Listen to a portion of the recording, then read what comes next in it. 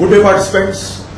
Today we would be discussing about chapter number 3 of CFP2. Subject is risk management and insurance planning, and the chapter is risk management process.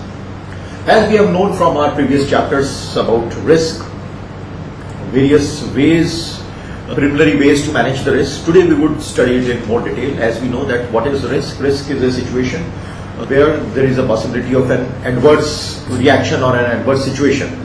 So risk is a situation where there can be an adverse situation, where there may not be an adverse situation. So risk is a situation of uncertainty. As this chapter is all about risk management, so we would be considering how these kind of risks can be managed. As we can appreciate that risk would be different in different circumstances, and with different entities it would be a different risk. For an individual, the risk would be of different nature. For an organization, the risk would be of different nature.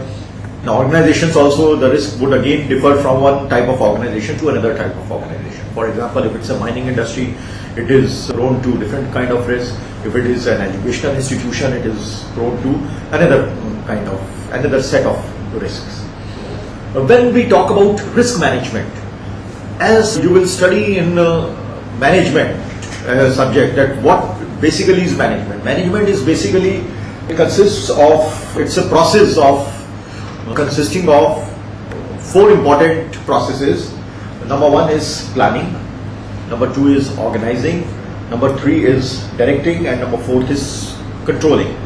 Similarly, risk management is also consists of the same processes: how to plan about reducing or eliminating the risks, how to organize then according to the plan, how to direct, and then how to control the various parameters which have been planned initially.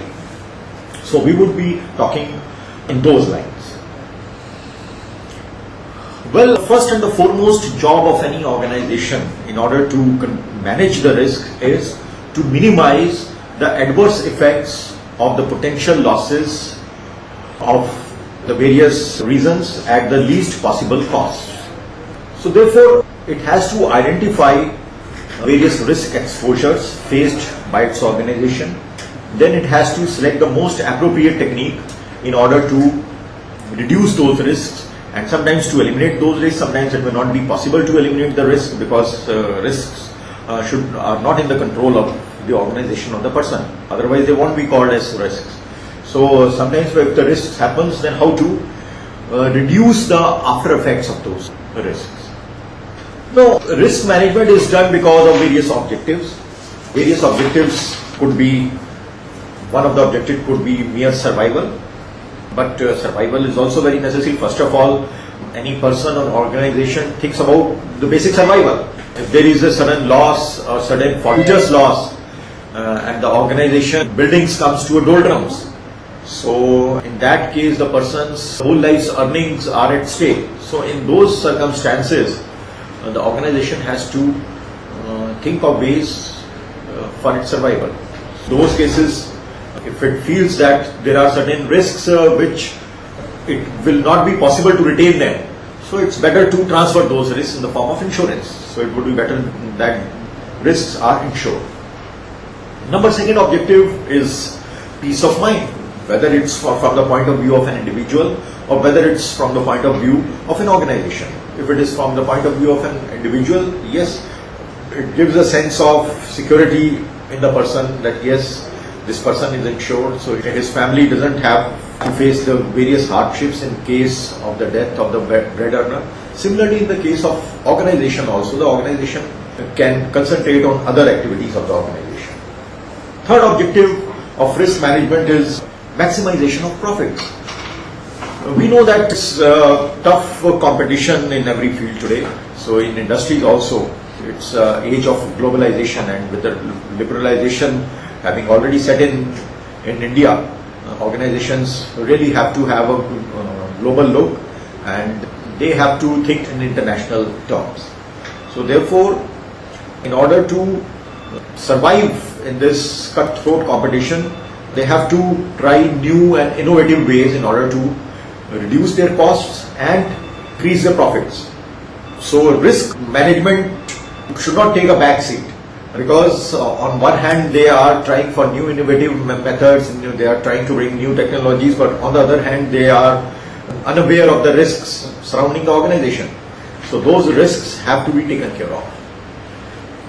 Risks are not necessarily due to any fire or earthquake. Risk could assume various proportions. The risk could be losing of a key employee, more turnover in the employee turnover in the company, less employee satisfaction. So all these are also considered as risks in today's corporate organization. So any organization has to identify the key areas where the risk can happen. Sometimes there can be a mis-selling by the company's salespeople. They could be the employees of the company, they could be the intermediaries of the company. In order to be more dynamic, people tend to mis-sell. They tend to overstate the benefits of the products. So in the long run, what happens? It tarnishes the image of the company. When the features of the product doesn't match with the promises made to the customer, then it tarnishes the image of the company and it spoils the goodwill of the company.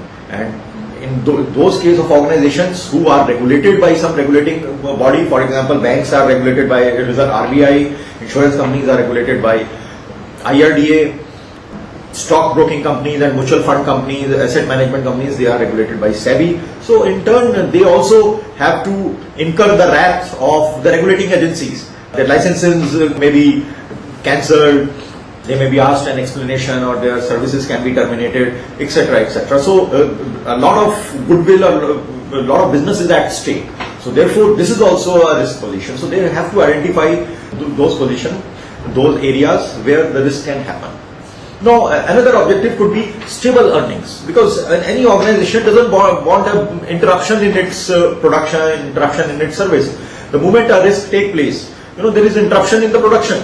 So, on one hand, they will lose the profits that would have earned. Rather than losing the profits, their balance sheets show negative results, because they have to incur fixed costs, they have to pay to their employees, and in the meantime, they also lose the goodwill in the market. And in the intervening period, the people tend to forget, because it's a very dynamic world. So other products would occupy the mind of the people. So by the time, for example, for some period, their services have been suspended. So in that intervening period, the company is forgotten by the customers. So once again, if they come back in the market, they once again have to start from the scratch. So that is another area of risk. Then another objective is little or no business interruption. This I have already dealt with. They don't want any business interruption in between. Now, this business interruption due to any kind of risk, as we know it in insurance, it could be due to fire, due to other natural calamities, or one business branch is shut down because of some risk due to natural causes or due to burglary. Definitely there is a business interruption. Then another objective of risk management is sustainable growth. They want their growth to sustain. And for example, the growth in a one particular year is 6%. So in another year, the company would want a growth of 10%, and subsequently they want the growth also to increase exponentially. Then last but not the least, another objective of risk management is social responsibility. The organization also has a corporate responsibility. Corporate social responsibility is assuming importance in today's corporate circles.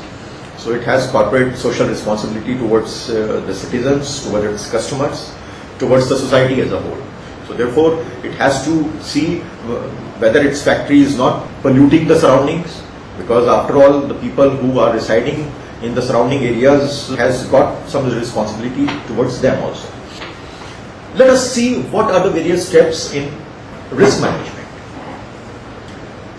Risk management consists of three major steps. Number one is risk analysis. Number two, risk control. And number three, risk financing. Talking about the first step, risk analysis. Risk analysis means analyzing the various risks with the company. It implies a backroom exercise of looking at the entire gamut of risks. It has to define which are the areas which are exposed to risk. It has to identify the nature of the risk, and then it has to quantify the impact by those risks. For example, there might be, the company may feel that there might be a risk due to mis-selling. So due to that mis-selling, what would be the impact in terms of sales? How the sales can be affected? The sales can be reduced. So there should be some kind of quantification. So so that there should be a cost benefit analysis by the company's top management. Okay, we will spend this much in mitigating this risk or in this risk management, so how much we are spending and what benefits we will achieve in the future.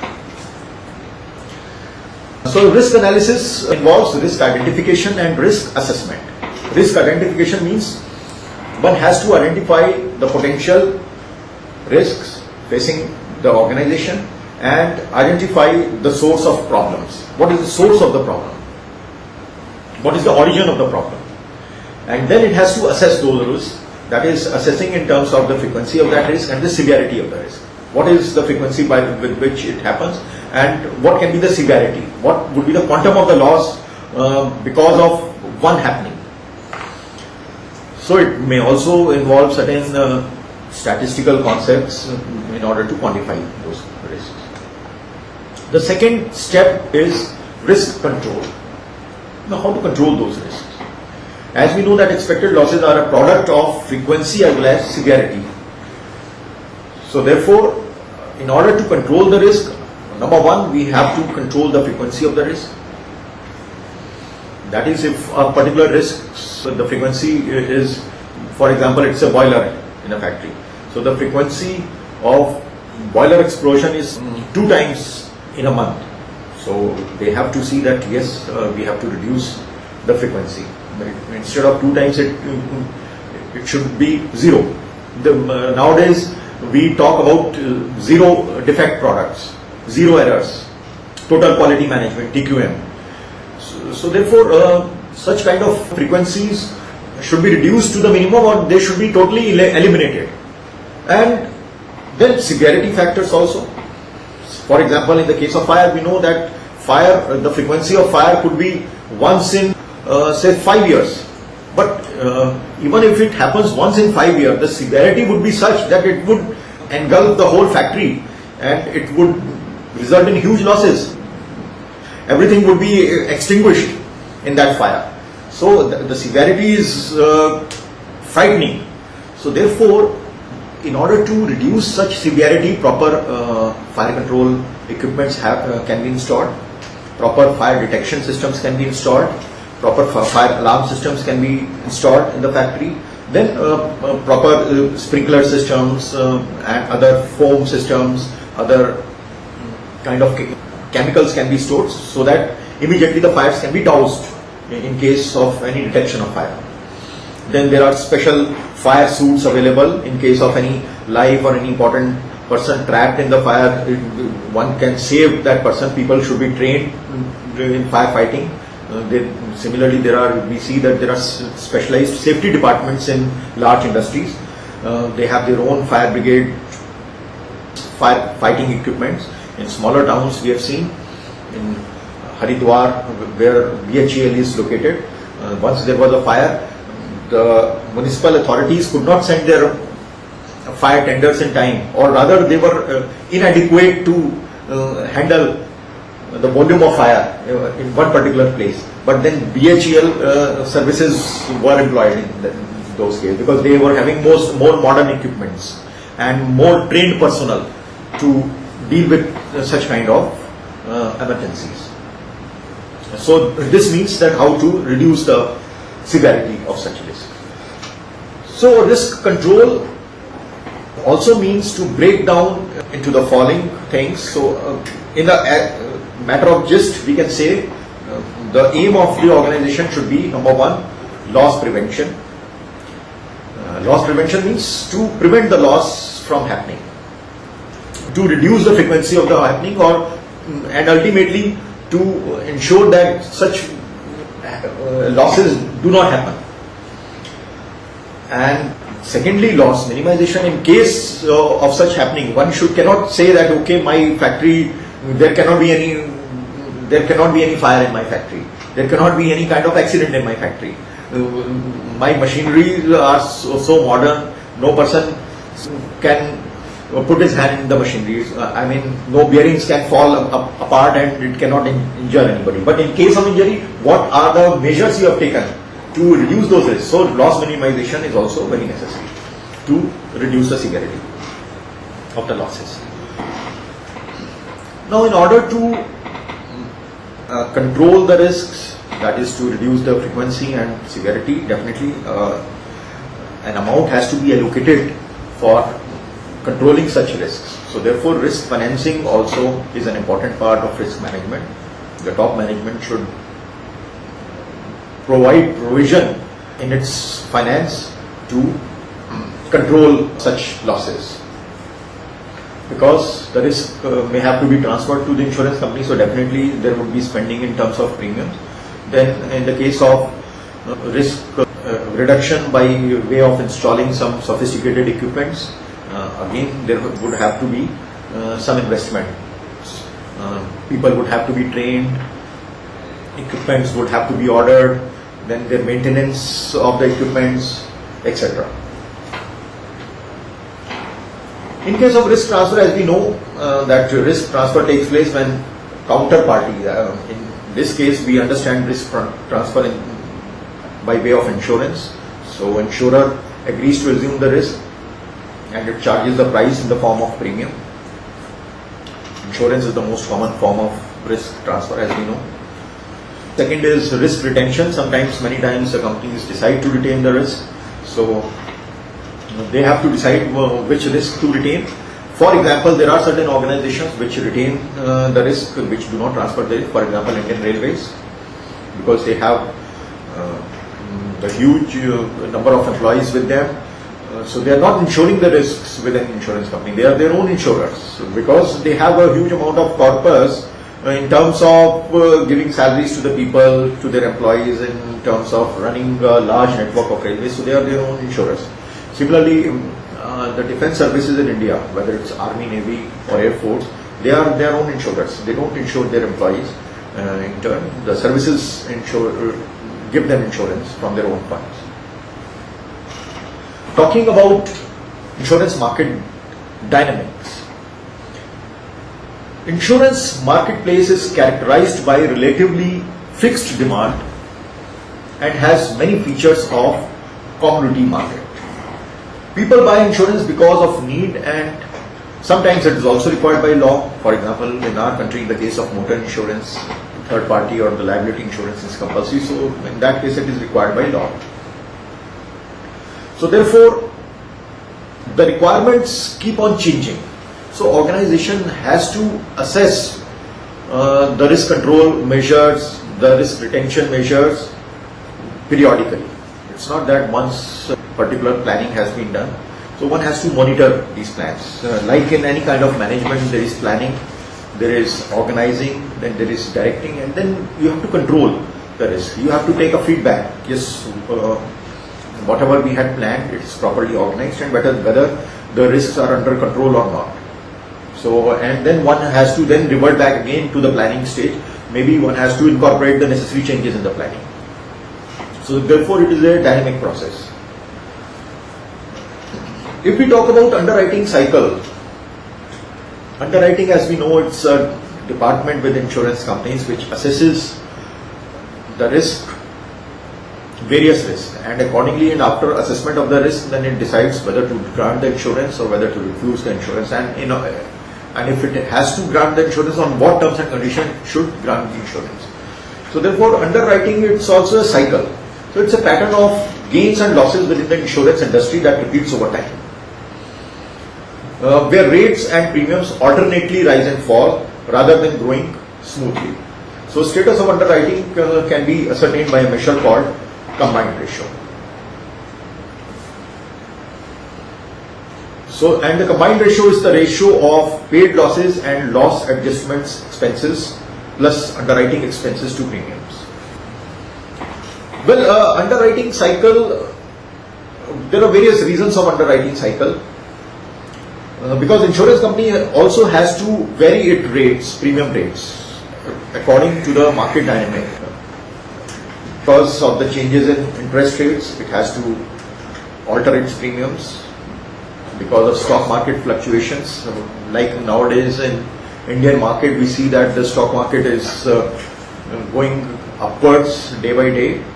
Recently, it has crossed 16,500. So, insurance, in order to make the insurance plans attractive, insurance companies also has to accordingly adjust their prices. Then it has to price its products for catastrophic losses, and it has to price its products for the normal losses accordingly. Now this was in terms of insurance companies, from the point of view of insurance company. Now from coming back again to the organization which is involved in the process of its risk management. Now organizations also have to undertake a process called as loss forecasting. We know that insurance companies undertake this process of loss forecasting because they have their actuarial department, and this is the job of the actuaries to forecast the loss, to calculate the probability of the loss happening. So according to they calculate the premium. But on the other hand, if the organization is undertaking the risk management process, they also have to undertake an exercise called loss forecasting. And these days, corporate companies are undertaking such an exercises. So they in loss forecasting, they have to again identify the risks which an organization faces. They have to analyze the frequency and the severity of the loss exposure. Various measures of loss forecasting could be mathematical as well as statistical. One of the method could be probability analysis. Another method is regression analysis. Another method could be forecasting based on loss distribution. Another method could be based on forecasting which is based on law of large numbers. So therefore, according to these various measures, we can say that risk management is an important area from the individual's point of view also, from the organization point of view also, and from the family's point of view also.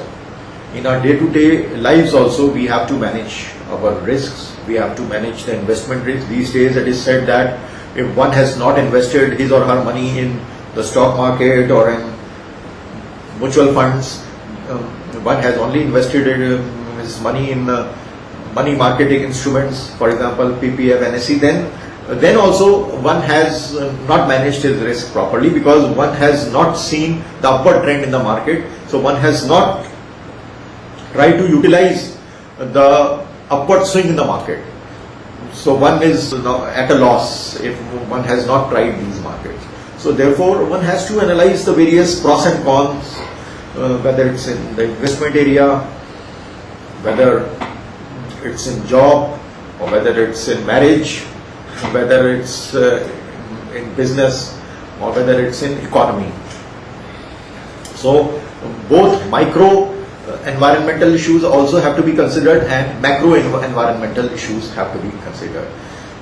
So therefore microeconomics and macroeconomics point of view have to be taken into consideration while planning for risk management. Thank you, students. I hope you would study this chapter in detail. You will find it very interesting, and best of luck to all the students.